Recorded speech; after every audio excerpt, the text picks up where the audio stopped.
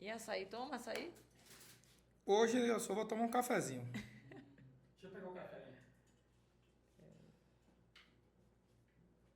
Fica esperto pra quando dá 30 minutos, viu? Pra não encerrar. Tem quanto tempo o projeto de vocês? Vamos fazer 2 anos agora. Você tá desde o início? Não, Cleidson. Eu entrei tinha 9 meses. Ah. E você, como é seu nome? Eu sou a mais novinha. Como é seu nome? Jaci. Jace. E você é Tainá. Tainá. O nome de minha filhada. Cafezinho. Eu entrei quando tinha 9 meses de projeto. Faz o quê? Em novembro é que faz 2 anos? Outubro, 15 de outubro. Outubro faz 2 anos. Hoje a mente tá farta, viu? Se viesse de jejum, meu filho, eu acabava aqui hoje de jejum. Pode falar, né? Que hoje é sem miséria aqui no podcast, então. O Canto Terra tá patrocinando tudo. E hoje ele veio de dieta. É? Hoje que ela caprichou. Não, não é Ó, hoje ó, não, porque hoje ela geralmente- mandou, ó a batata que ela mandou. Aí eu provo, aí eu pego um. Mas o orçamento dele come, viu? Ela mandou uma batata recheada. Você não tem dieta. Isso. O mídia dele come. Ela mandou um pastelzão dela, que é uma janta. Rapaz. Quem é ela? Cantinho da Gel lá do Barreiro. Cantinho da Gel. Ela tá sempre mandando pra gente. Vou soltar aqui o áudio, então. Eu. Estamos ao vivo. Pronto. Estamos pronto, preparado. Ó, vale por uma refeição, literalmente. Já mostra isso aí pra galera. Literalmente, vale por uma refeição. Vamos, pode começar? Vamos começar. Eu queria fazer o seguinte. O Cleidson. Quer que eu pause aqui? Não, eu vou botar o café aqui em vez de não. Isso, eu pensei, mas fiquei com vergonha. Não é. Porque se eu beber água aqui, eu Beleza. transpiro. Pronto, você me fala que a gente serve água. Pode. Tô pronto, viu? Deixa só ele trazer a xícara. Se ele ficar na frente da câmera, o povo reclama. E esse menino toda hora passa na câmera? Todo o povo reclama. Esse menino fica passa na frente da câmera toda hora. É, Ai. E Sai aí, daqui. já soltou o som? sai daqui, ainda vou malhar, ainda vou fazer esteira. Oi. Tá no foco. Eu malho de noite, malho 20 horas. Eu já treinei mais cedo hoje, já pra de noite. Fica mais livre. Eu ficar malho mais 20 de boa. horas. Mas eu também malho de noite. Hoje que eu fui mais Você cedo. fala que a gente vai fazer um take abrindo, viu? Abre ali novamente. Aqui? Vai esperar um take, assim, ó. Foi, fechou.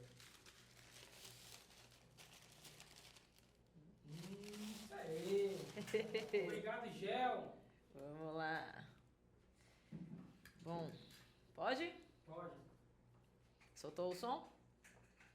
Está tudo. Tô estronvenga não, né? Tá corcunda. Que depois sai. Pode ir, né? Gente, boa noite, boa noite. Tainá aqui na voz. Estamos começando mais um episódio do Entre Xícaras e Ideias. E com um convidado ilustríssimo, né? O nosso vereador Luciano Almeida. É um prazer, viu, Luciano, receber você aqui no nosso podcast. Finalmente saiu o episódio com o Luciano, né? Tão aguardado, jogador caro, difícil, mas chegou. E como é de praxe, eu vou deixar que ele se apresente para vocês, viu? Pode se apresentar. Quero agradecer o convite a essa xícara linda, entre Xícaras e Ideias, a essa equipe composta por Tainá, por Cleidson, Jace e Jonatas.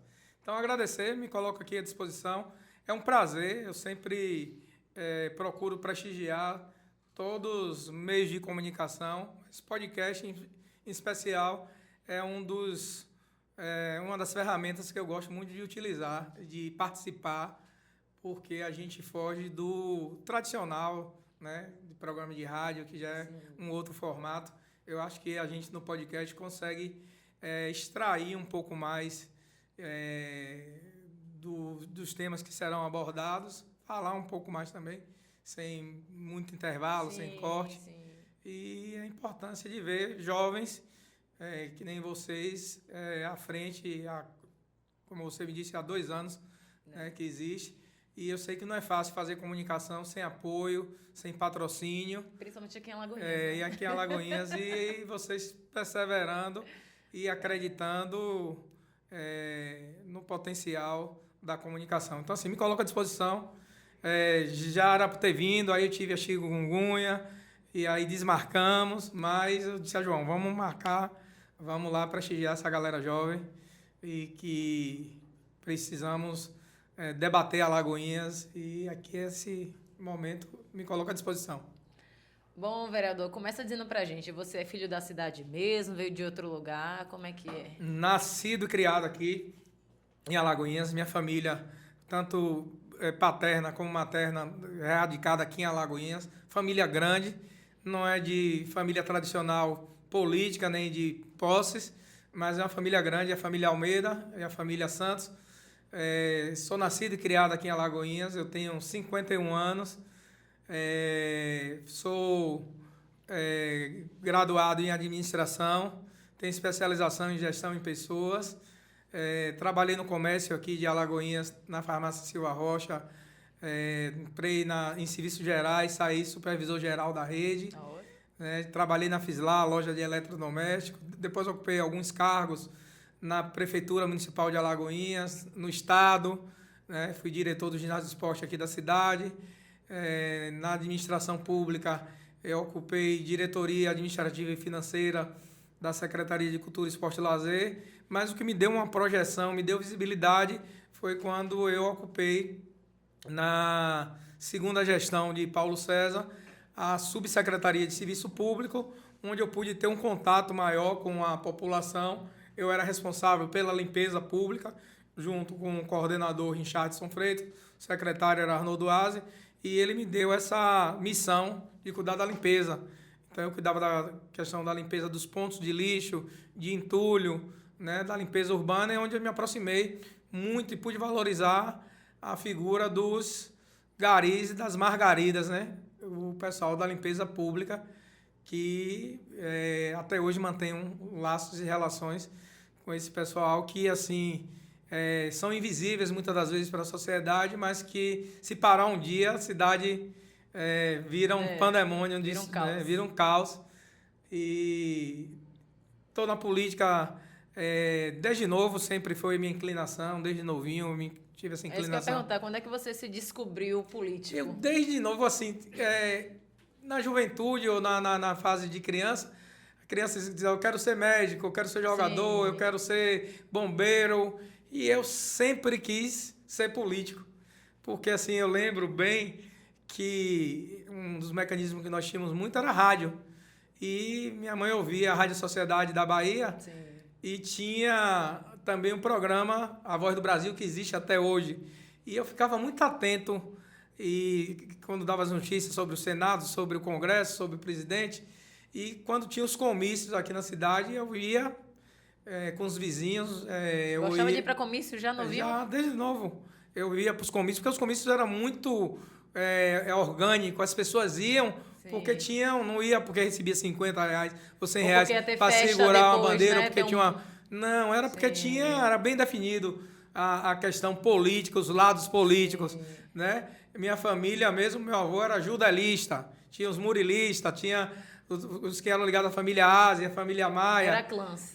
A família Paulilo, e meu avô era judelista. Então, assim, eu pude ver aqui em Alagoinhas grandes políticos, João Durval, Josafá Marinho, eu pude acompanhar aqui Chico Pinto, que é de Feira de Santana, era um deputado muito famoso de esquerda, ele usava uma bonha feita com pele de animal, barbudo, e eu lembro bem desses políticos mais antigos, Murilo, Miguel Fontes e Marco Antunes, deputado.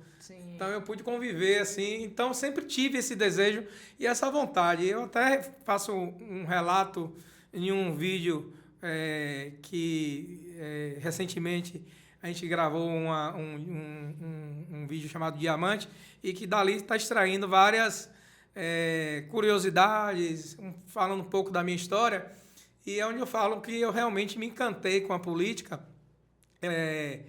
Em um comício que teve aqui no Tamarineiro, virado para o Sucão ali, de frente ali para o antigo Central. E eu lembro bem que era na década de 90, a ACM, candidato a governador da Bahia. E eu lembro na chegada de ACM, ele com a camisa listrada vermelha e branca e aquele jingle, quem gosta da Bahia quer ACM, meu amor. Você se lembra de mim? Eu nunca vi você tão só. Aquilo ali pra mim, sabe? E ele chegou como se estivesse flutuando, e as pessoas querendo tocar nele, pegar nele. Um ídolo, né? E aquilo ali falou, eu quero, sabe, ser político, eu quero.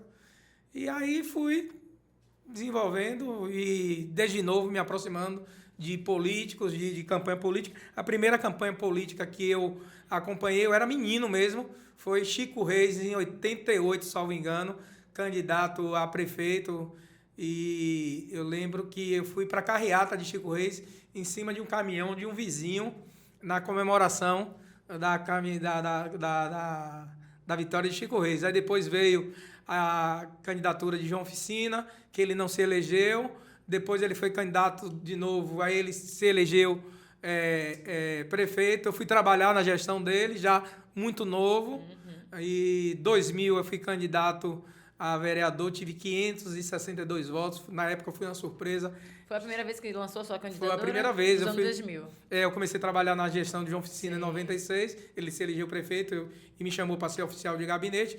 Que era oficial de gabinete? Eu ficava recepcionando as pessoas que chegavam ali no gabinete para procurar algum tipo de ajuda. Sim. Ou buscar o prefeito, marcar uma audiência com o prefeito. E ali eu ia filtrando os problemas e fazendo os encaminhamentos para as secretarias. Era um problema de saúde, eu ligava para a Secretaria de Saúde, encaminhava. Era um problema de obras. Então, coisas que não precisava chegar até o prefeito. E aí eu fazia o filtro do prefeito e do secretário de governo, que era Marco Antunes, e que eu trabalhava diretamente. A gente fazia esse filtro. E aí eu fui tomando gosto. De 96, e aí 2000, eu com 22 anos, fui candidato a vereador, tive 562 votos. 3 vereadores na época se elegeram com menos votos que eu, que foi Miguel Simura, teve 400 e poucos votos, Farias teve 400 e pouco, e Lula Prata, que era o presidente da Câmara, se reelegeu com 530 votos. E eu tive 562 votos. Aí foi... quem é Luciano Almeida? Um jovem, menino de 22 anos, e configurou no meio dos medalhões. Não me elegi porque, na época, eu tinha ido para um partido que a legenda era muito... precisava de muito votos. E dali então eu fui, participei do governo de João Oficina, saí do governo de João Oficina, Paulo Souto se elegeu governador, eu tinha apoiado a ACM Neto e Paulo Aze deputado estadual, a ACM Neto federal, e aí eles me indicaram, perguntaram o que é que eu queria aqui em Alagoinhas, de cargo, eu pedi que fosse para o ginásio de esporte. E aí foi meu primeiro contato com o esporte. O ginásio de esporte era fechado para a população. Nós tínhamos as seleções de basquete, de futebol, de vôlei, de futsal, e que não treinava no ginásio de esporte, não tinha acesso, as escolas não tinham acesso ao ginásio de esporte, e eu quebrei isso, abrindo o ginásio de esporte para que a população pudesse realmente utilizar daquele espaço. E aí foi indo. Agora, se a galera não podia treinar, ela foi feita para quê mesmo esse ginásio? Na época, eram impedidos de treinarem. Foi em que ano que abriram as portas? A partir de 2000 e a eleição de Paulo Souto, a primeira 2002, ele foi ocupar. É isso mesmo, que em 2005 eu estudava no CETEP, o nosso, que treinava os jogos da escola, eu lembro que meu jogo da gente foi lá já. Eu já liberava. Já era lá. E aí tinha o Elma que promovia campeonatos lá, sempre Moreno, que fazia campeonatos de vôlei e que trazia assim, vinha 17, 18 cidades. Professor Jair Negão promovia eventos de basquete. Alagoinhas viveu momentos assim muito fortes nessa questão esporte no fomento e revelou grandes atletas, mas por falta de incentivo, muitos foram tomando outra direção, buscando outros horizontes, porque em Alagoinhas nós temos assim uma gama de atletas de diversas modalidades, mas que não tem o incentivo e acaba, num determinado momento, desistindo do sonho, porque não tem como manter, porque Jiu-jitsu precisa treinar, precisa suplementar, precisa inscrição, precisa de hospedagem, precisa de translado, de transporte, né? E a gente não vê. Na verdade, o esporte em Alagoinhas, como um todo, é desassistido. E não é pior porque a Câmara de Vereadores tem um papel muito fundamental nisso. Por que eu lhe digo que a Câmara tem um papel fundamental nessa questão do fomento ao esporte? Nós, vereadores e vereadoras, temos emendas impositivas parlamentar que nós destinamos. Hoje, a Secretaria de Cultura, Esporte e Lazer, ela consegue desenvolver alguns eventos e fomentar algumas modalidades esportivas através de emendas nossas, de emendas individuais e de emendas coletivas. Porque quando chega o orçamento lá na Câmara, a LDO e a LOA, o orçamento para esporte, amador, para cultura é baixíssimo. Como é que funciona a distribuição dessas emendas? Porque, não vou dar nomes, né? Existem rumores, né, de pessoas coligadas, às vezes de vereadores, que ficam com esse poder, né, de estar jorrando essas emendas aí e acaba que destina para fins próprios e algumas pessoas são agraciadas e outras não. Como é que funciona essa distribuição dessas emendas? Quem fica responsável? Quem que projeta isso? Esse conhecimento de que agracia, o que fica, eu não posso versar sobre isso, até porque eu posso responder por mim. Por exemplo, os vereadores, a gente tem emenda impositiva. Esse ano o valor foi de R$700 mil, mas a gente não tem acesso ao dinheiro. Por exemplo, esse ano nós já apoiamos a Corrida do Tonho. Eu destinei recursos para a Corrida do Tonho. O que é que a Corrida do Tonho tem e que precisa para que ela vá para a rua? Ela precisa de todo, ela precisa de banheiro químico, ela precisa de palco, ela precisa de como é o nome, aquelas grades para fechamento, ela precisa do portal, ela precisa de camisa, ela precisa de medalha. Aí, o que é que a Secretaria de Cultura, Esporte e Lazer tem de contrato? Som, banda, o que tiver é retornado para o evento em serviço. Ele não recebe o recurso. Por exemplo, eu tenho parceria com a corrida, a NRAM, Corrida dos Físios. O que é que a Corrida do Físio utilizou com emenda? Banheiro químico, todos. E, enfim, serviços. E então, as a maioria das emendas, se você pegar, e essas emendas, elas são dadas à publicidade de todos os vereadores e vereadoras, porque quando a gente vota a lei orçamentária anual, no final do ano, em dezembro, a gente vota todas as emendas e para onde elas são destinadas. Então, você tem como rastrear. Então, por exemplo, tem a Marathon Bike, que é um evento que tem mais de 20 anos e que está no calendário nacional e estadual de ciclismo. Eu destino emenda. XCO, que é um evento também que é de mountain bike, que é de trilha,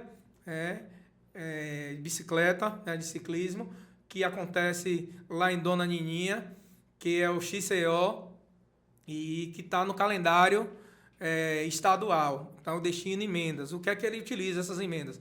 Aluguel de portal, confecção de material. Então, assim, não vai o recurso para nenhum dessas, exceto para a questão do futebol, que às vezes é para pagar arbitragem e tal, que aí é uma área que eu não entro muito. Eu tenho apoio diversos a algumas modalidades esportivas.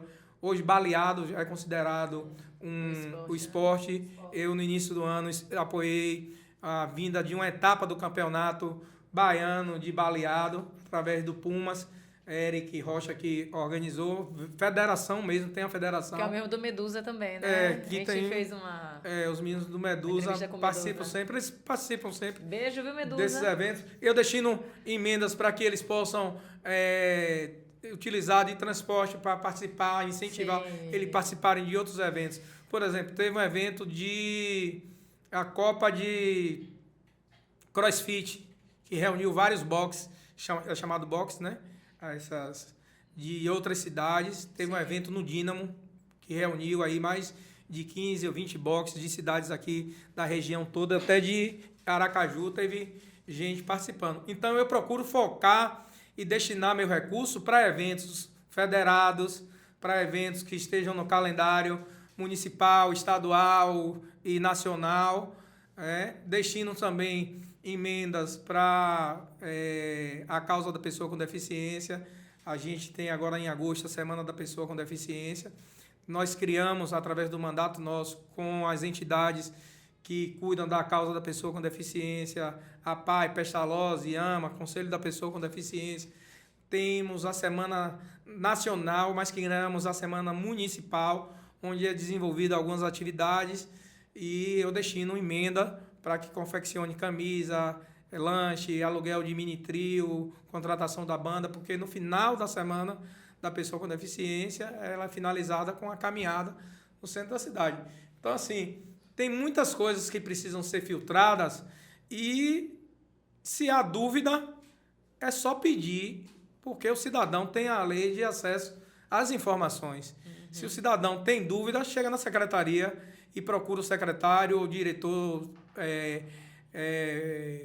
administrativo e financeiro da secretaria e fala: eu quero dar uma olhada nas emendas dos vereadores, ou entrar no Diário Oficial. Tá vendo, gente? Que, tem como checar isso, viu? Anotem tem no isso. portal de transparência do município todas as ações. Por exemplo, vai ser realizado nesse final de semana um evento de jiu-jitsu, uma etapa do Campeonato Baiano de Jiu-Jitsu. Por exemplo, a Academia Grace Barra vai fazer, e eu sou parceiro, destino emenda. Vai estar lá constando a execução, fotos do evento, tem o memorial fotográfico, tem ali todo para que realmente não se desvie recurso ou que faça eventos fantasma e pague por isso. Então, tem que ter cuidado. E qualquer dúvida, eu providencio qualquer documento que seja pedido para que Entendi. as pessoas tirem dúvida. Então, as emendas são recursos. Agora, natural que nós façamos a destinação dessas emendas para eventos e entidades que a gente tem algum tipo de vinculação. Né? Destinamos emenda coletiva de R$250 mil para a PAI, 250 mil para a Pestalozzi, para a Pastoral do Menor. Outras entidades que nós temos aqui, como AMA, como Amigos do TEA, não puderam receber porque não estava ainda com os documentos necessários para receber, mas a gente tem feito, e a Câmara tem feito o seu papel. E as emendas dos podcasts, como é que funciona?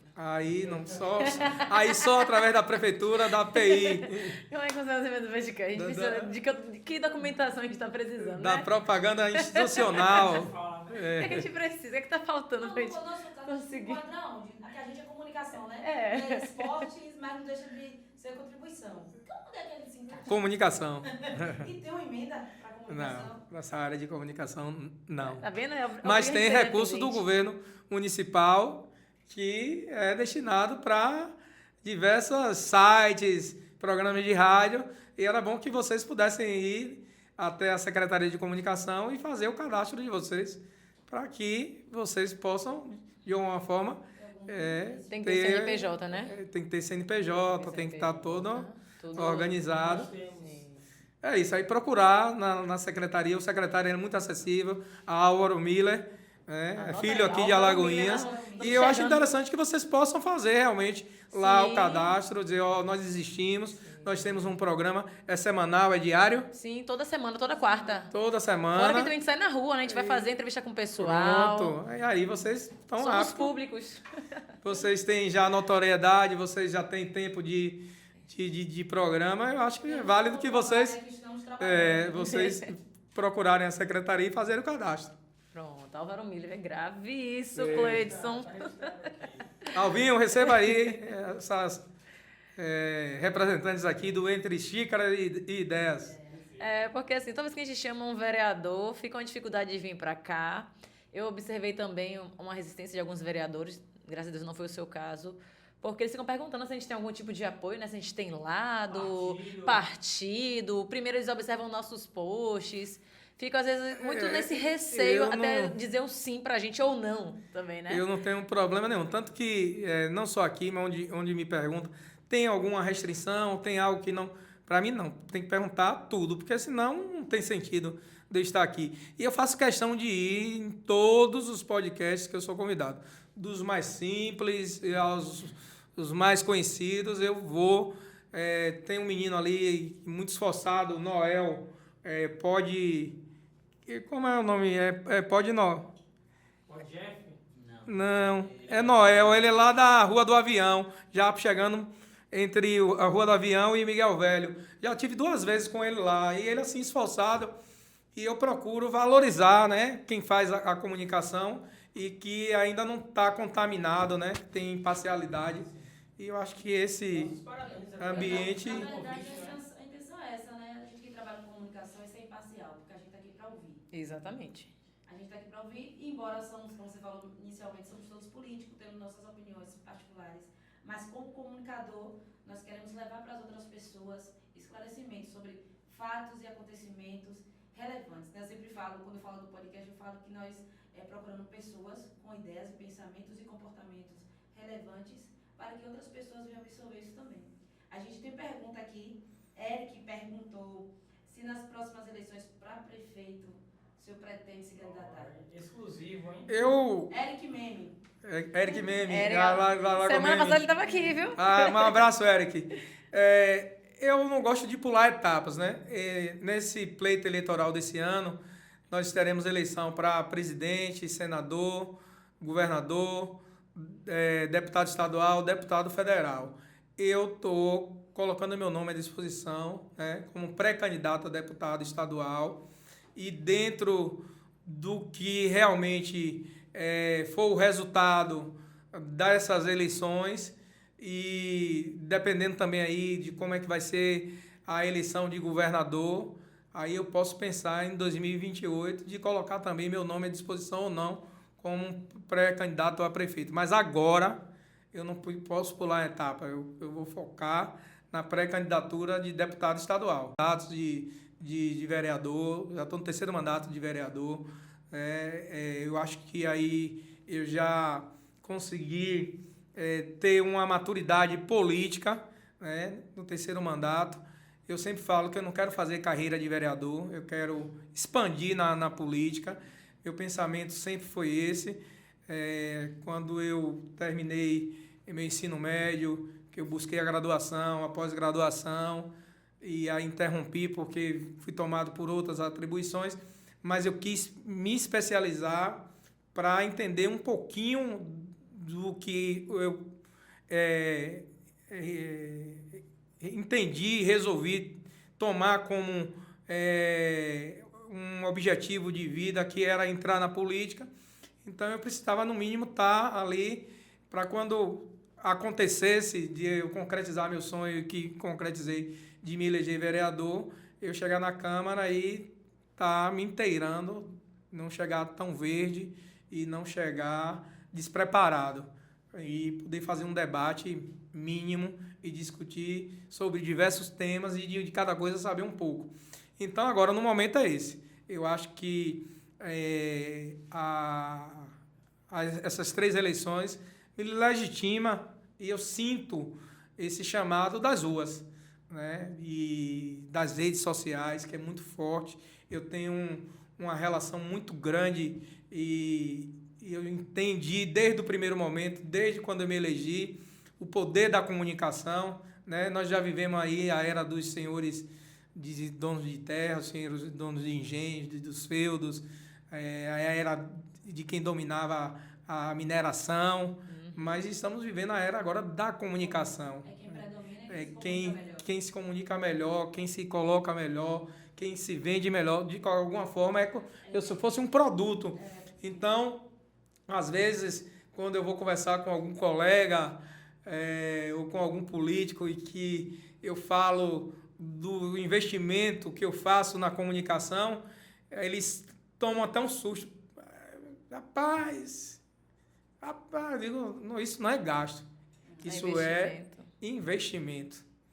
Porque, às vezes, eu converso muito com o João, as pessoas querem contratar um videomaker, um social media, e desvaloriza, quer pagar muito pouco, e quer escravizar o social media, Sim. quer que esteja de domingo a domingo, o videomaker de domingo a domingo, Dentro né? de casa gravando até as rotinas. As rotinas Tem que e dormir fazendo acordar até... com a pessoa. e Dorme e desviando acorda com- até... Quando acordar, me filma acabando. desviando até função, fazendo outras coisas. E acha que comunicação é sair abraçando, beijando e botando nas redes sociais. E não é. A gente tem todo um planejamento. Além de João, que é o responsável pela minha comunicação, a gente está com a empresa agora nos dando suporte, que faz tráfego pago, que a gente desenvolve, discute conteúdos e que faz toda uma programação de postagem, de todo... Então, assim, eu sabia que João ia chegar nesse momento e ele não ia ter condições de ser.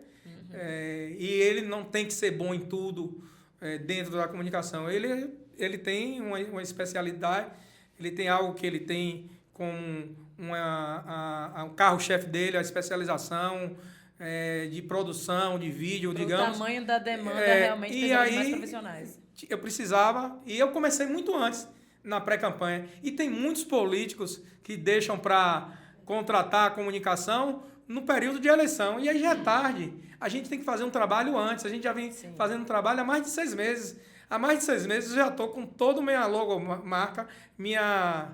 Como é que chama, João? Minha identidade visual pronta. Eu já estou com minha identidade visual pronta. Já tem mais de 3 ou 4 meses, né? A gente já vem discutindo essa transição de Luciano, vereador, para pré-candidato a deputado.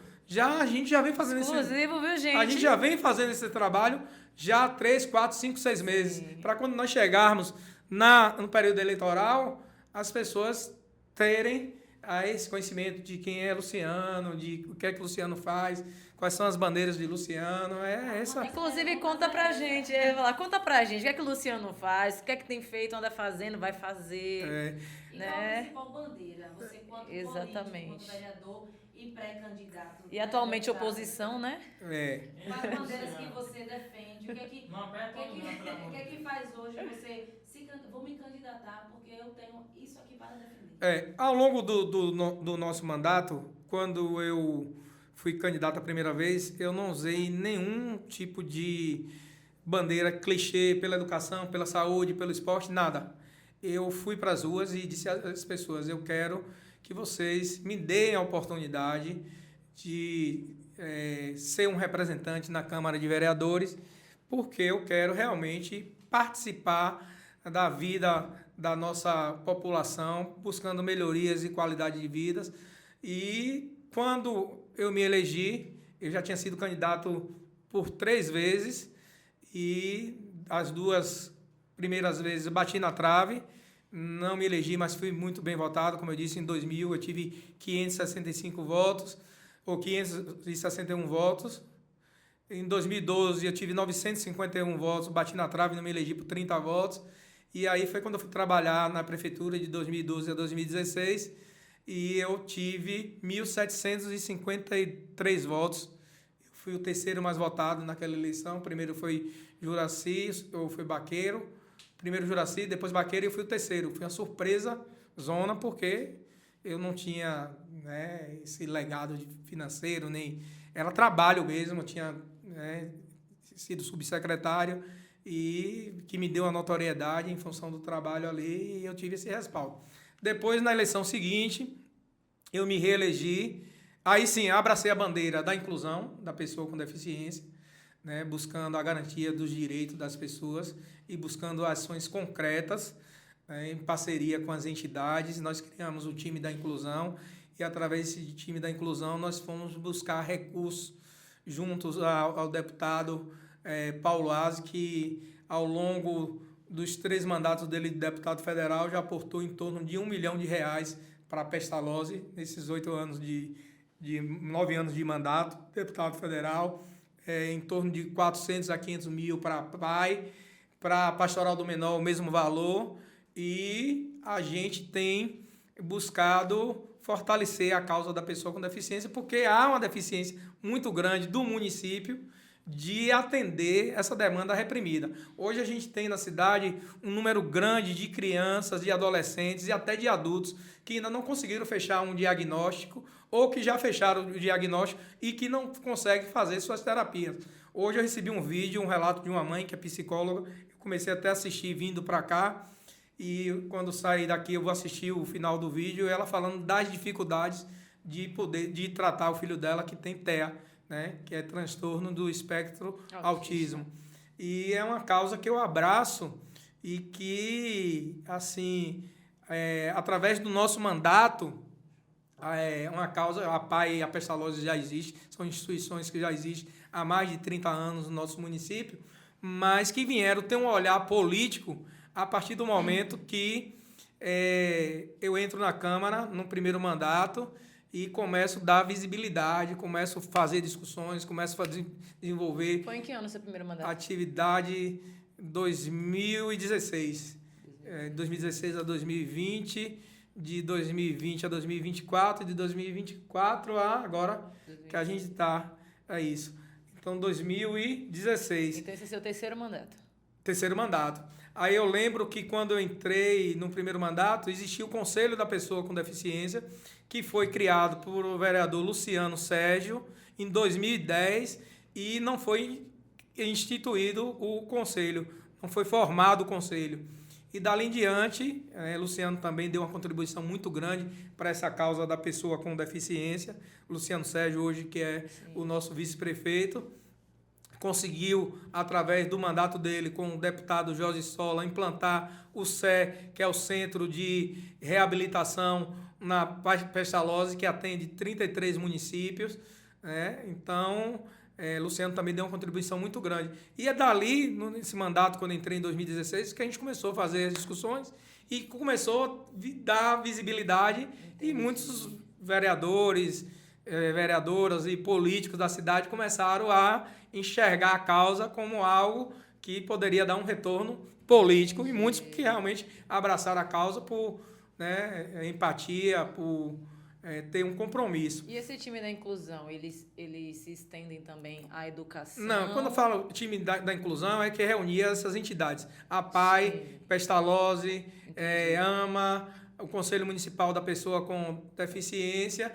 Por exemplo, a Pestalozzi, ele tem lá a parte educacional e a parte de saúde. A PAI, ele atua também com a parte educacional e com terapias. E essas terapias só estão sendo possíveis justamente em função das emendas coletivas direcionadas pelos 17 vereadores e vereadoras, por alguns deputados, né, daqui da cidade, o deputado Paulo Aze, o deputado José Hildo, tem destinado para essas entidades também, que eles podem, ali, durante o ano, desenvolver atividades e terapias e acolher mais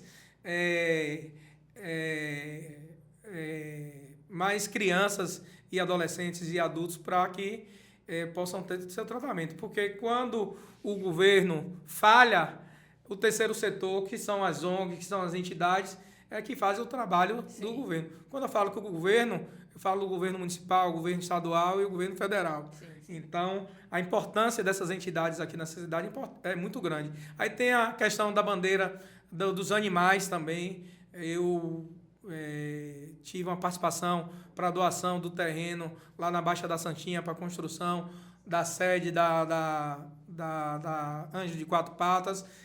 Ao longo do meu mandato, tenho destinado recursos de emenda parlamentar. Há 2 anos atrás, eu destinei uma emenda onde comprou geladeira, fogão, autoclave para fazer a esterilização do material, comprou computador para cadastrar a entrada e saída de animais, de recursos, para fazer o controle ali. Então, assim, eu tenho uma parceria. E fora que eu tenho algumas cuidadoras independentes que eu ajudo na compra de ração. E também o esporte, que é uma da bandeira, assim. Hoje eu tenho o nosso mandato, é um mandato popular, é um mandato que mais abrange e abraça diversas modalidades esportivas. Desde o baleado, do futevôlei, do vôlei de quadra, do basquete, do jiu-jitsu, do karatê. Que mais, João? Corrida de rua. corrida de rua, Bikes, Está sendo É, uma coisa eventos de ciclismo, competição de luta. competição atividade de de corre. luta, apoio a jiu-jitsu, atletas, e fora o apoio individual, fisiculturista, eu apoiei agora mesmo, Maílson está viajando para disputar, se não me engano, em Santa Catarina, recebeu o apoio do nosso mandato, eu tiro do bolso porque a gente não tem recurso para isso.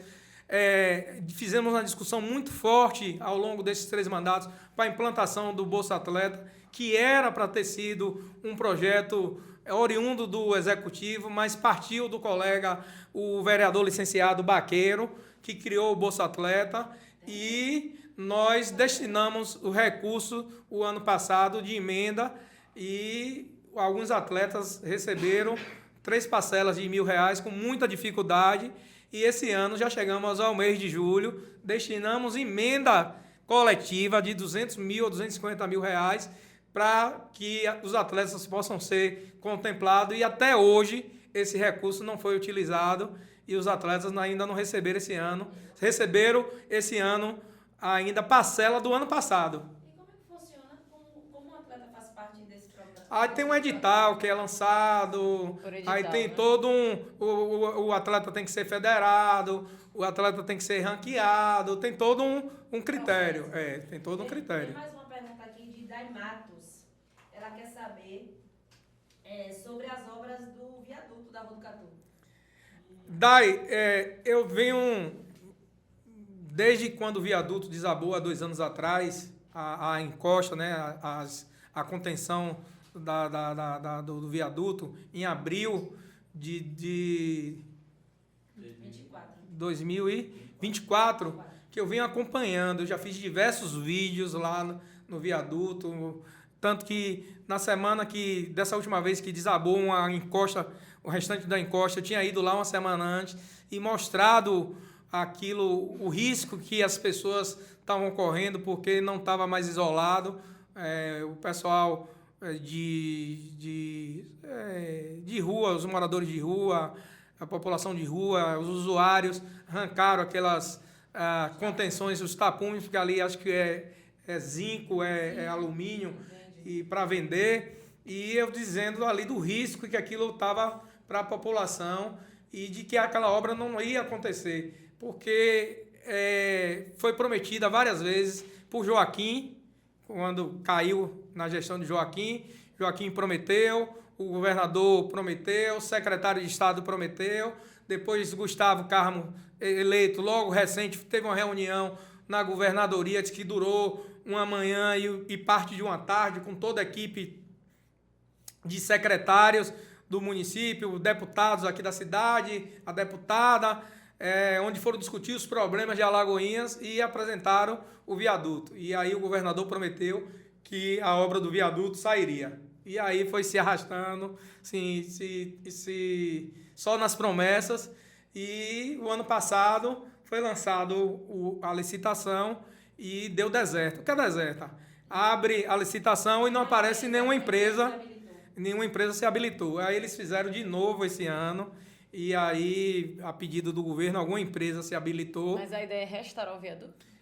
Na verdade, o viaduto em si, ele não tem nada, a estrutura do viaduto. O que tem problema é nas laterais, nas contenções. Porque o povo todo quer que o viaduto acabe, né? Não vai nem demolir e nem vai reformar até então. A vontade do povo era que demolisse. Com essa gestão do governo do estado agora atual e com essa gestão municipal, porque dia 29 de abril, Joaquim, então comendador, que recebeu o título de comendador, né, na Assembleia Legislativa, ex-prefeito e agora secretário da SEDU, ele, da pasta dele, ele deu no dia do aniversário dele, dia 29 de abril, uma ordem de serviço para que a empresa que ganhou por 7 milhões e 800 para fazer a obra.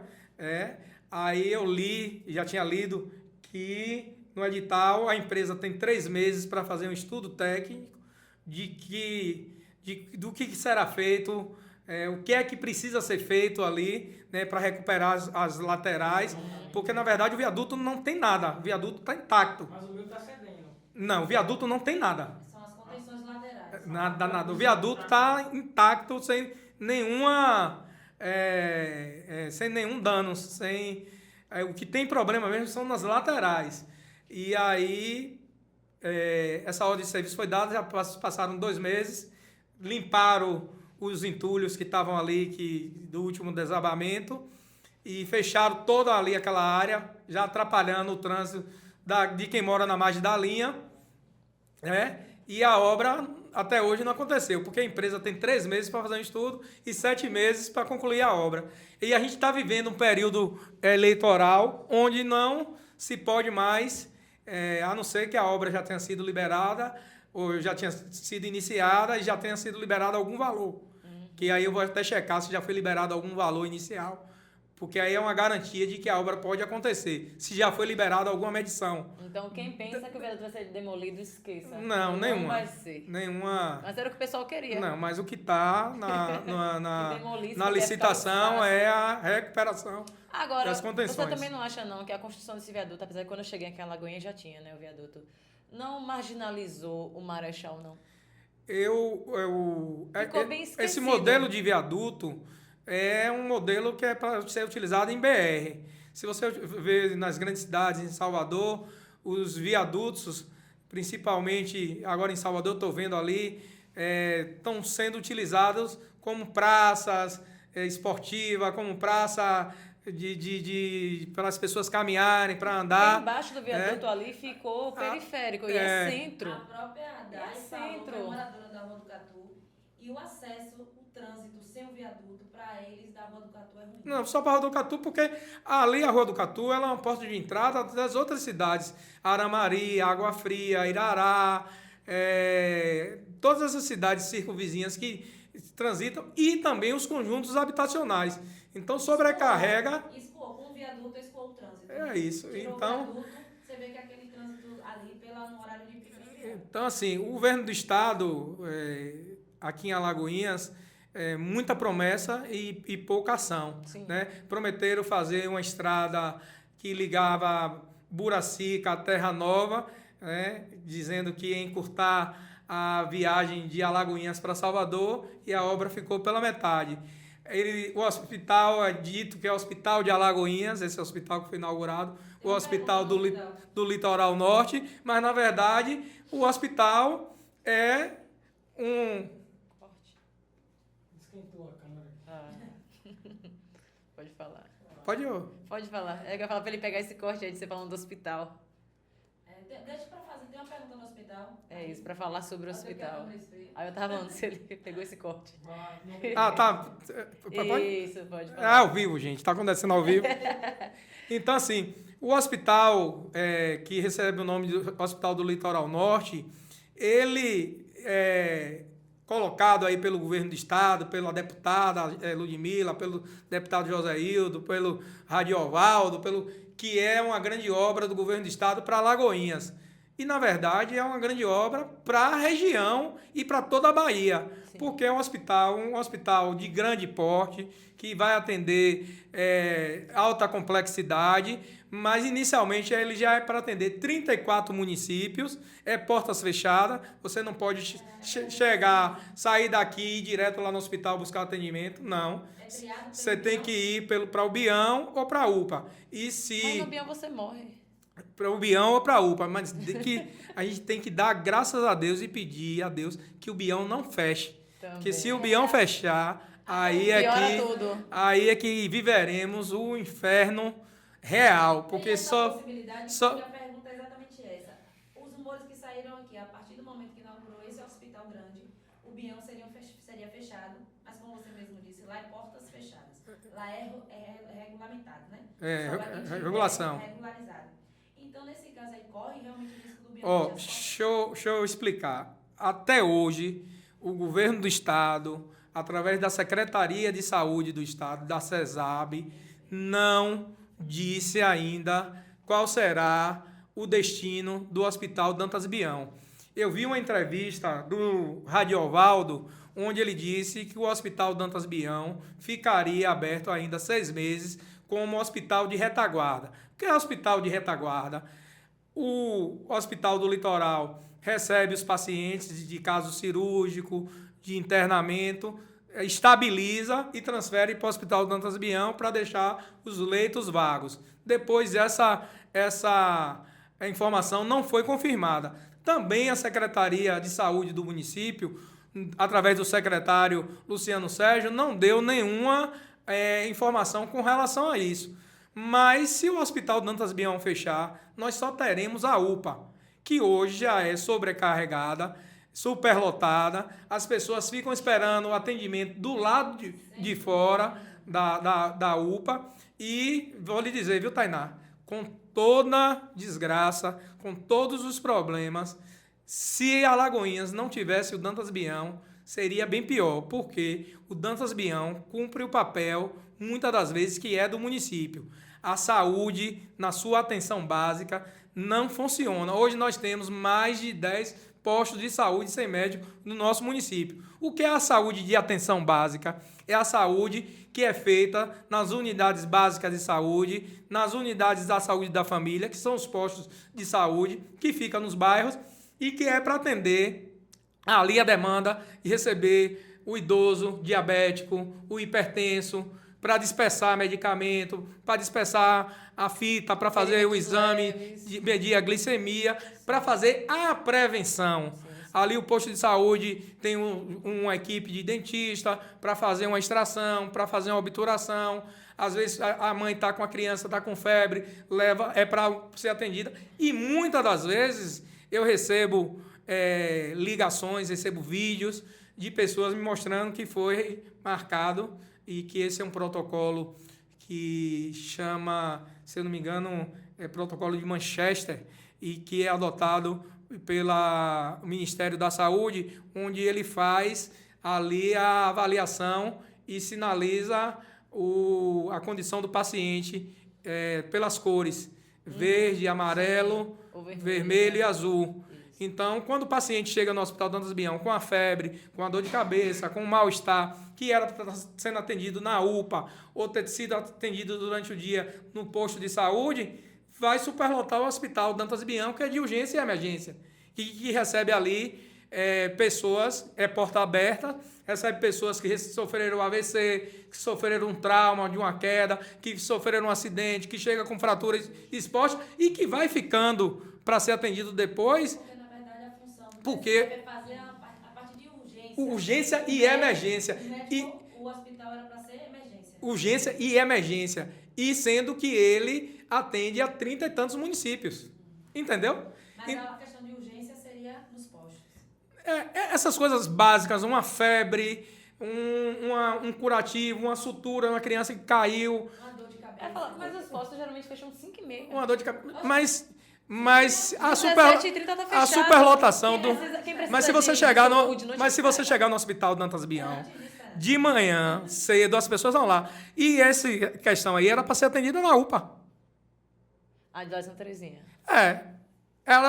Tinha uma UPA que veio recursos, o município vai ter que devolver, eu teve que devolver, lá na Rua do Avião, começou a construir na gestão de Paulo César, passou para a gestão de Joaquim. Joaquim anunciou que lá seria o hospital oncológico, fez um vídeo, filmou, depois abandonou. Se nós tivéssemos uma UPA no Barreiro, que é um dos maiores bairros de Alagoinhas, uma UPA na Santa Terezinha, como temos lá no Ferroaço, e outro bairro tipo Alagoinhas Velha. E acaba Velha, que superlota a UPA de Santa Terezinha, porque o pessoal vem de outro bairro para lá. desafogaria esse trânsito. Mas Alagoinhas hoje não consegue manter um hospital materno infantil. Hoje a gente tem um problema grande no hospital materno infantil, né, em termos de... Hoje eu recebi de uma funcionária que elas estão, muitas das vezes, usando o uniforme mais de 24 horas, porque mancha de sangue ou de líquido da parturiente e que não tem ali roupões ou a roupa para trocar, roupa de cama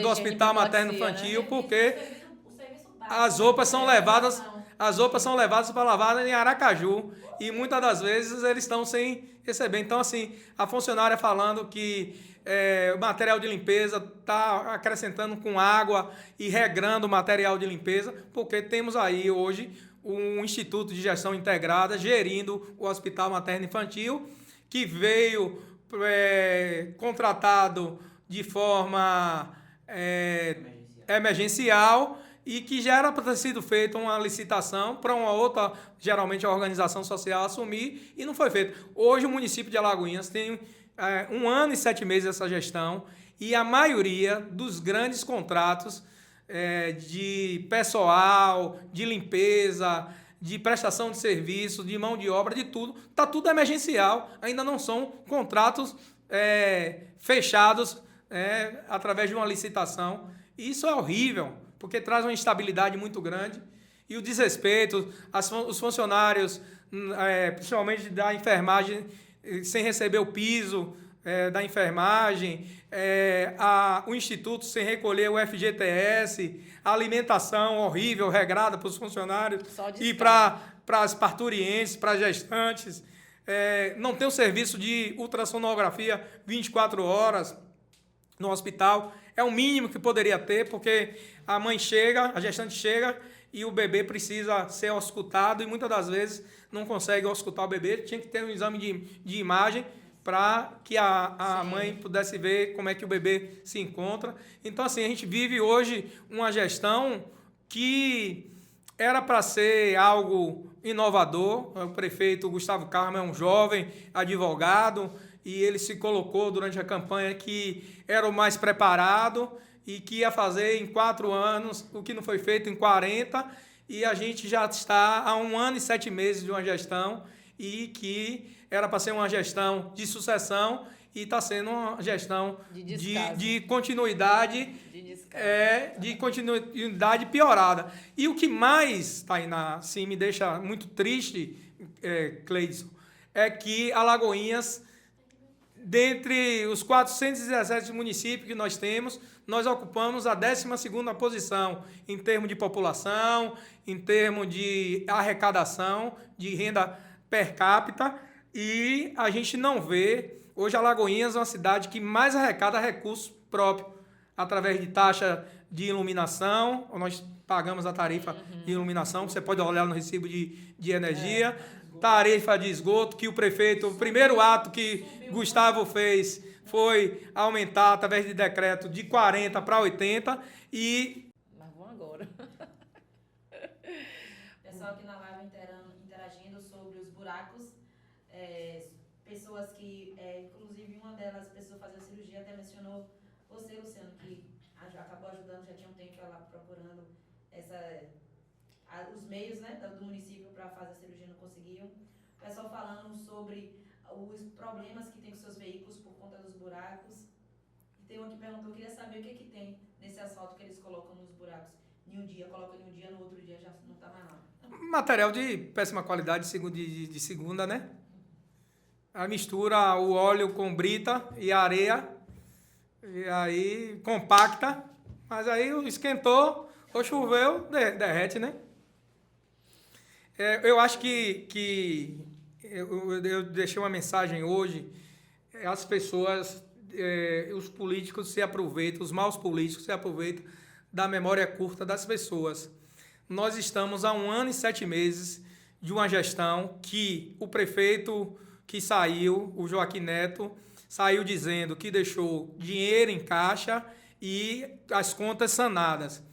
E o prefeito que entrou no relatório de transição de um governo para o outro, por exemplo, quando passa a eleição, na semana seguinte já se forma uma equipe do novo governo que vai assumir a partir do dia 1º de janeiro, junto com o governo atual, que tem que abrir as portas para que o governo que vai entrar possa já se inteirando, para que a máquina não pare, para que a população não tenha um prejuízo, e aí chama-se transição.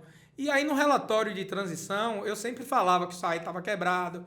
Ao longo desses anos eu venho falando, né, dos problemas da educação, que Gustavo foi secretário de educação, teve dinheiro em mãos do precatório, não construiu uma escola, não reformou uma escola, não fez nada pela educação. E pelo contrário, fechou, né, algumas escolas da zona rural deu um rebuço na internet, onde é que a criança vai ficar, não teve aviso prévio de que ia fechar as escolas, essas escolas iam ser direcionadas. Participamos ativamente dessa discussão. Né, essas crianças iam para onde? participando ativamente. E aí, onde é que eu quero chegar no meu raciocínio? Então, no relatório que saiu da transição, não constou que ficou nenhuma dívida, nenhum rombo, nada para se pagar, né, do governo anterior. E o Gustavo deu entrevista dizendo que o Joaquim não deixou dinheiro em caixa, mas que deixou tudo sanado. E aí, qual é a dificuldade? Porque baixou um decreto de contingenciamento no mês de maio, abril, maio. Quando se baixa um decreto de contingenciamento, é porque está quebrada a prefeitura. E o empréstimo do SAI? Que disse que a antiga gestão tinha pego, a nova gestão ia pagar. E utilizou para outra finalidade. Exatamente. Tomou em nome dizendo que era para utilizar para o SAI e não utilizou.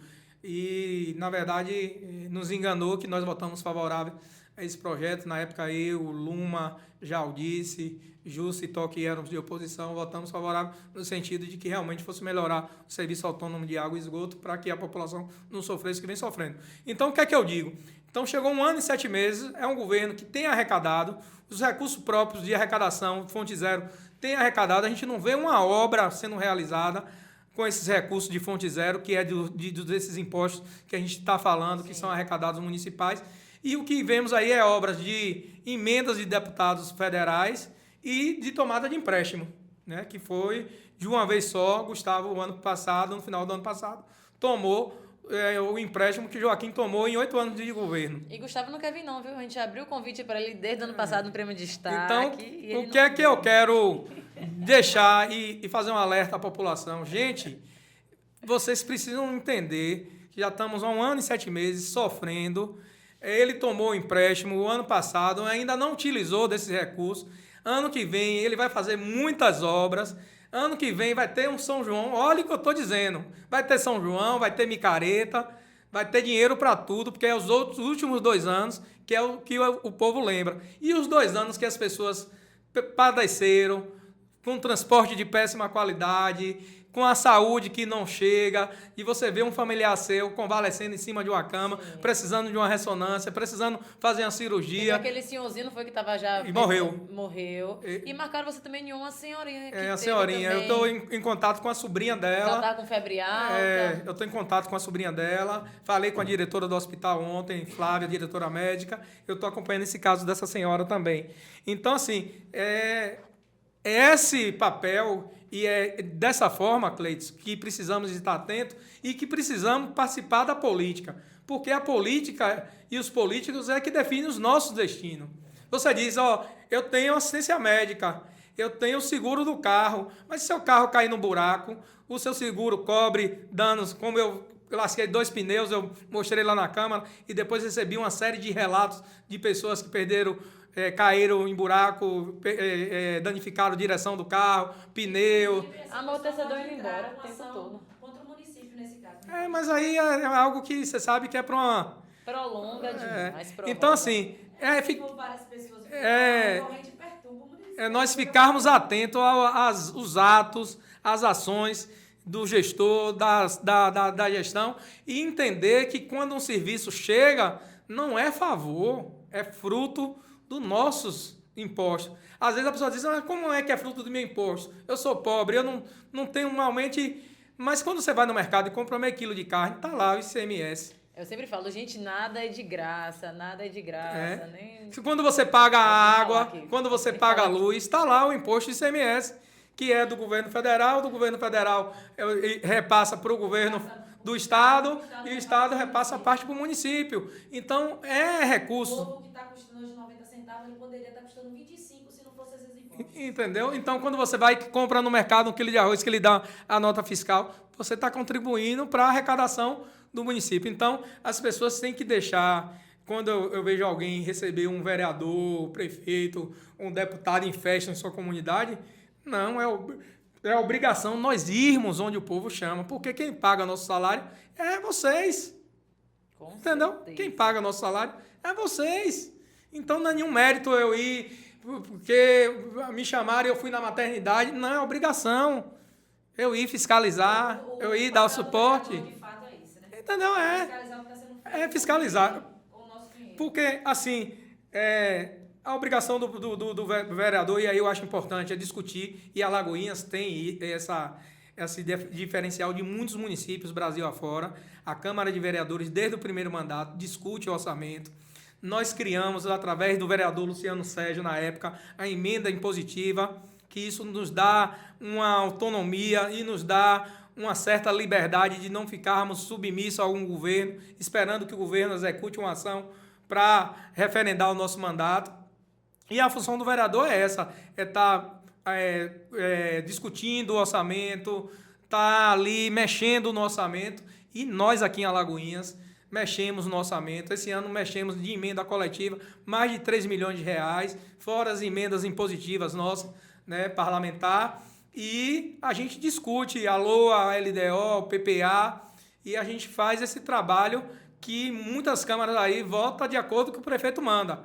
E aqui, mesmo a gente tendo oposição e situação, mas a Câmara ela tem assim essa consciência de que o papel nosso é esse, de fazer essa discussão. Então, a função do vereador é criar projetos de leis, trabalhar em cima do orçamento e fiscalizar. Projetos de leis nós já temos muito, a nível nacional, a nível estadual e a nível municipal. As leis só precisam ser cumpridas.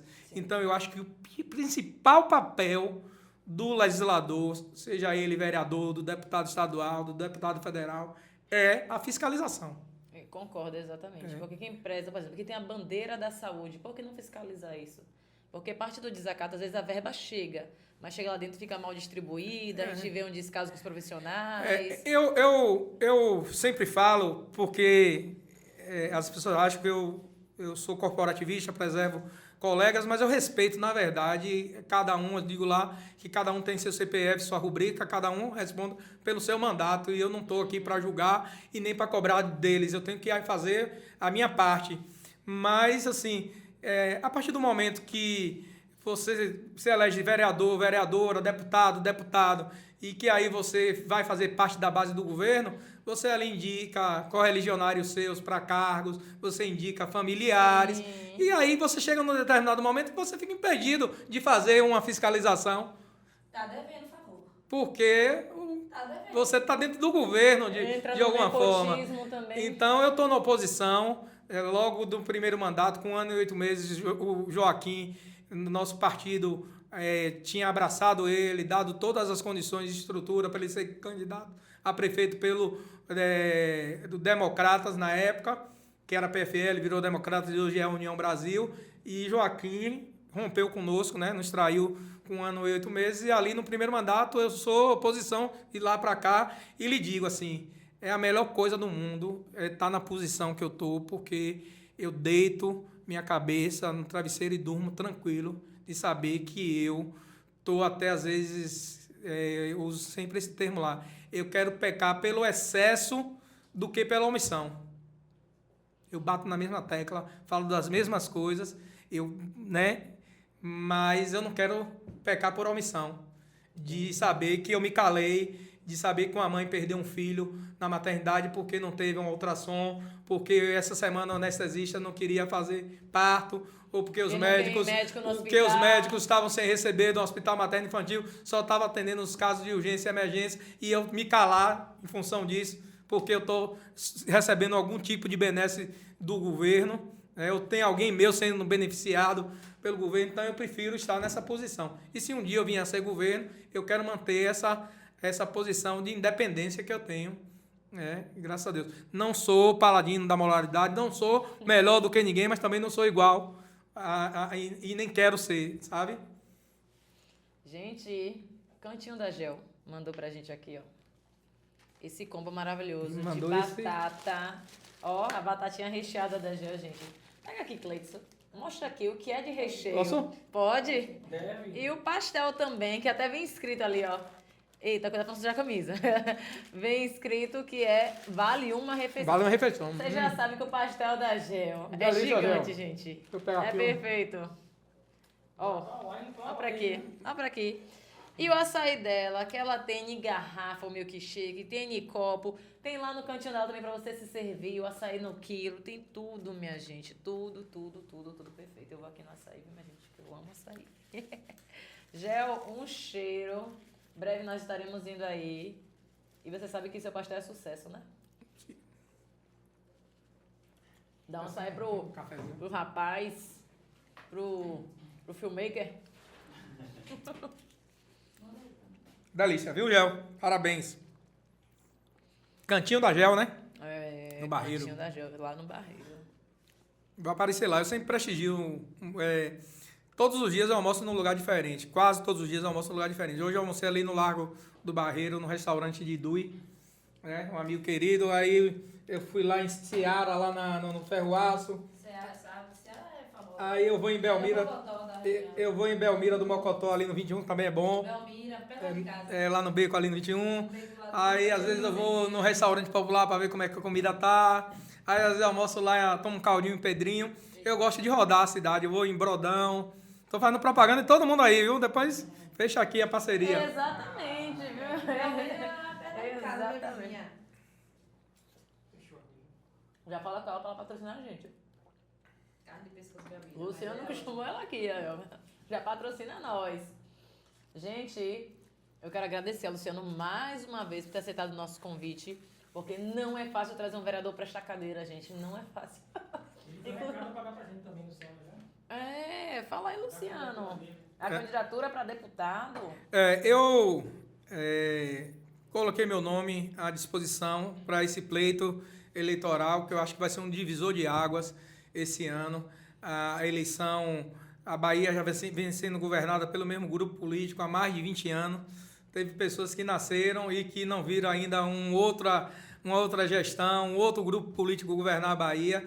Eu torço muito pela alternância do poder. A alternância do poder ela é benéfica, né? Eu sou muito favorável que se acabe com a reeleição para prefeito, para governador, para presidente, porque e aumentar até o tempo do mandato, mas que acabe com a reeleição, porque fica uma disputa desleal, né? Não existe isonomia, e era para ter isonomia na política. Como é que eu estou candidato a governador no cargo, disputando com o outro que não é governador e que não tem a mesma estrutura, né, para montar um palanque e a máquina para estar a serviço. Então, Alagoinhas hoje é uma cidade.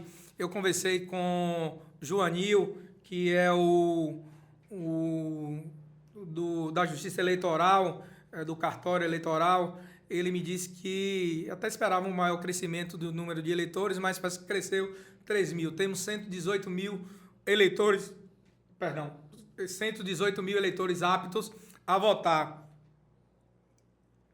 Alagoinhas tem condição de eleger de 2 a 3 deputados. Se Alagoinhas concentrasse o voto nos candidatos da cidade, fosse barrista, teríamos condições de elegermos aí 3 deputados. Pra você ter ideia, na última eleição teve um candidato chamado Pancadinha de Itabuna, que se elegeu com 26, 27 mil votos no partido que ele estava a legenda pequena.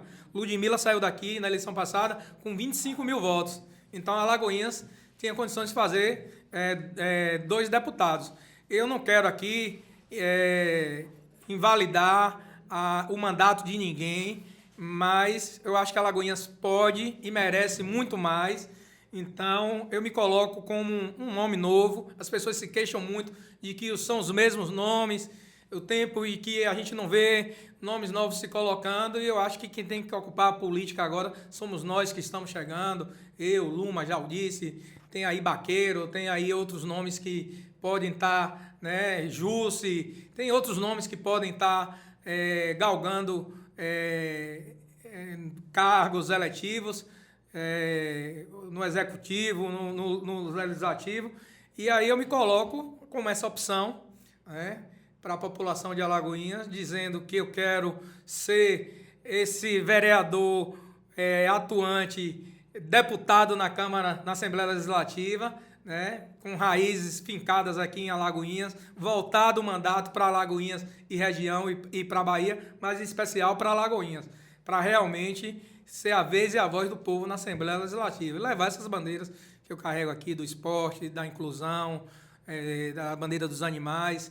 Alagoinhas hoje passa por uma crise hídrica muito grande de abastecimento. Nós temos um órgão do governo do estado que poderia estar dando um suporte para ampliação de redes, para perfuração de poços, mas a gente vê os políticos mais preocupados em fazer o que é mais prático e que dá o retorno, dar a caixa de água sem ter água nas torneiras, né? Nós temos a Secretaria de Recursos Hídricos do Estado da Bahia que poderia estar aqui perfurando, dando equipamentos, dando suporte ao Serviço Autônomo de Água e Esgoto de Alagoinhas, ao SAI, e a gente vê a preocupação mais de deputados e deputadas dando caixa d'água e as pessoas sem ter água na torneira chegando, e a preocupação é a agricultura familiar, a melhoria das estradas vicinais.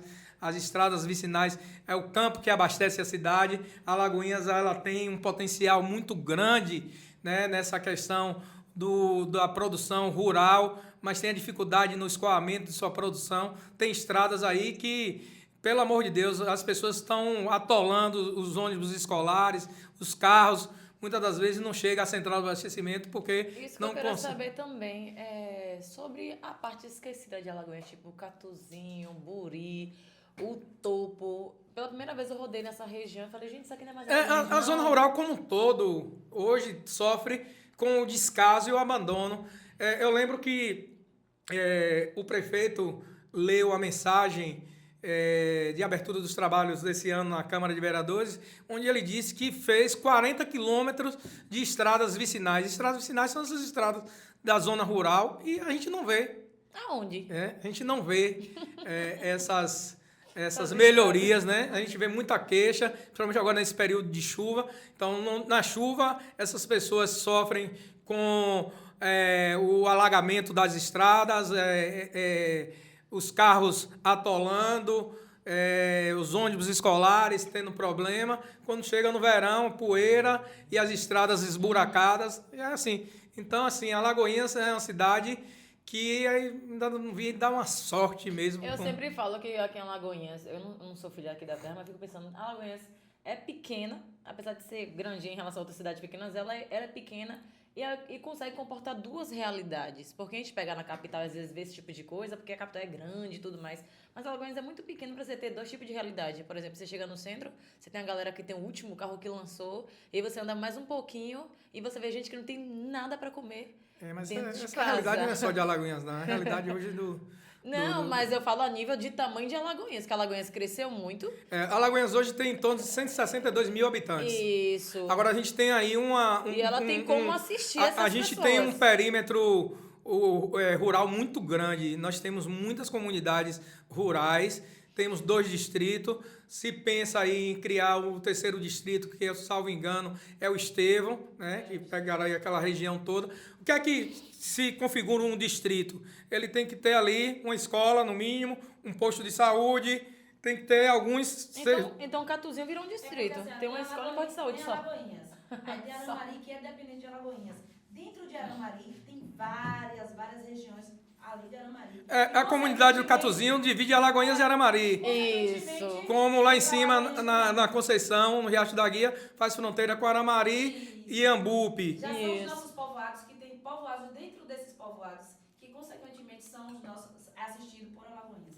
Então acaba que, de certa forma, Alagoinhas... E tem muitos daqui também que são assistidos por Aramari, nesse caso, pessoas do Catuzinho, uma parte do Catuzinho é assistida por Aramari. Eu conheço também a realidade lá da Matinha, lá da Conceição, no Riacho da Guia, que é atendido também por Iambupe. Então a cidade é muito grande, e problemas diversos. A gente tem aí... Acaba que fica... A gente precisa de uma parte 2 para discutirmos a questão do transporte público, essa ilusão da tarifa zero, que na verdade foi um presente de grego só para o prefeito dar o aumento de tarifa e dar um reequilíbrio e um subsídio para a empresa do transporte. Então, assim, a gente tem muita coisa para se discutir, né? Mas a gente pode priorizar em outro momento aí, e vocês podem escolher 2 ou 3 pautas e a gente focar nessa discussão. Já fica a parte 2, né? Espero que eu tenha contribuído e que esse papo realmente tenha elucidado e esclarecido as pessoas que nos assistiram e que irão nos assistir agradecer a Entre Xícaras e Ideias, essa equipe, Tainá, Cleidson, a Jonatas e a Jace, Jace Santana. que gravou hoje um history, eu até repostei, ela falando. Teve um monte de Jace por aí. Jace Santana. Isso é original. Agradecer aqui a meu fiel escudeiro, esse parceiro, que tem feito aí um trabalho muito bom junto ao nosso mandato. João. Qual é o sobrenome, João? João Vitor. Você tá vendo por que tem que falar? É João, o cara. Você não vai tomar não? E a você, Tainá, assim, que Obrigada. muita simpatia e demonstra conhecimento das questões de Alagoinhas, né, dos problemas que nos aflige a população. Mas eu sou muito otimista e persevero. O que me faz estar e continuar na política, porque você lutar contra o sistema é muito bruto. Eu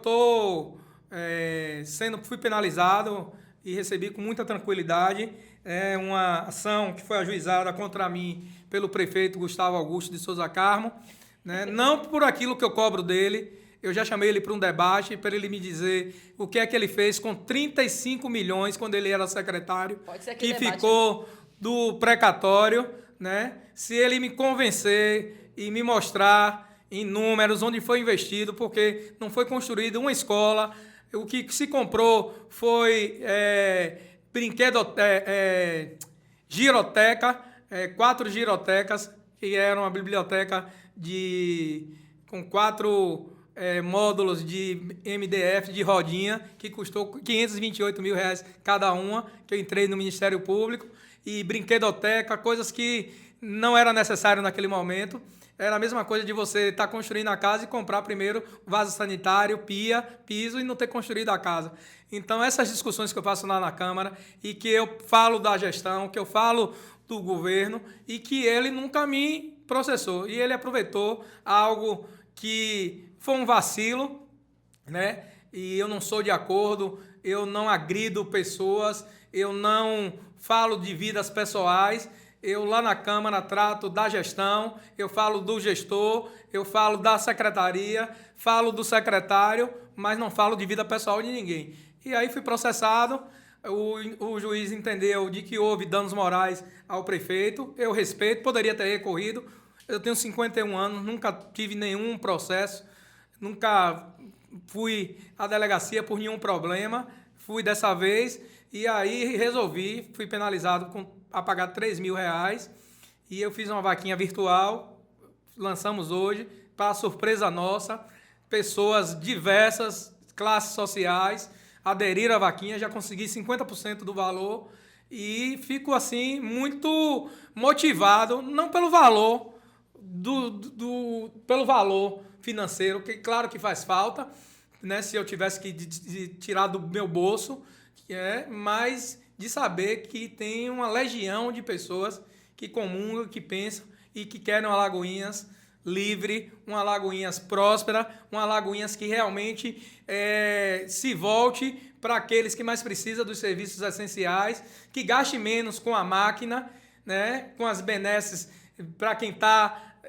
à frente da máquina, e sim atender a população na ponta, com a saúde de melhor qualidade, com a educação de melhor qualidade, com transporte de melhor qualidade, que essas crianças que estão, essas crianças com deficiências intelectual e múltipla, que precisam de terapia e que não têm esse espaço, que possam ter, né? Então é essa Alagoinhas que eu quero, essa Alagoinhas que eu penso, e essa é a Alagoinhas daqui para frente, não é essa Alagoinhas que está aqui hoje, sendo governada por Gustavo, em 1 ano e 7 meses de governo, e a gente tem a sensação de que nada foi feito. Então, assim, eu quero agradecer a todos vocês que estiveram conosco até agora, que irão nos assistir. Obrigado de coração, Tainá. Obrigado a vocês que me convidaram e quero voltar aqui outras vezes. E as portas estão abertas. Vai ter sorteio do Fera? Como é que vai ser? Pronto, galerinha, a gente vai encerrar essa live aqui agora, vamos liberar o nosso convidado. E a gente vai abrir depois uma só para o sorteio do Fera, ok? Cheiro!